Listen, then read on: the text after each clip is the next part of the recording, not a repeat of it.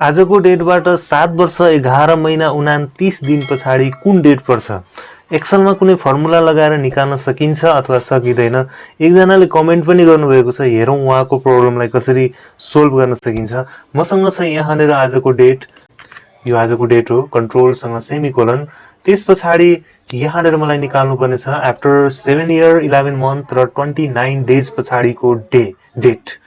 त्यसको लागि म युज गर्छु इक्वल DATE डेट भन्ने फंक्सन, र यसमा भनिएको छ इयर कुन हो, इयर यो हो, मन्थ कुन हो, मन्थ यो हो, 10 हो, र डे भनेको चाहिँ 26 हो। अब यसमा मैले फेरि युज गरेँ इयर भन्ने फंक्सन, र सिरियल नम्बरमा मैले यो डेटलाई देखाइदिएँ, र यसमा मैले प्लस गरिदिएँ 7 इयर, कमा फेरि मैले राखेँ मन्थ, MONTH मन्थ, र सिरियल नम्बरमा मैले यो डेट देखाइदिएँ, र यसमा मैले एड गरेँ 11 मन्थ।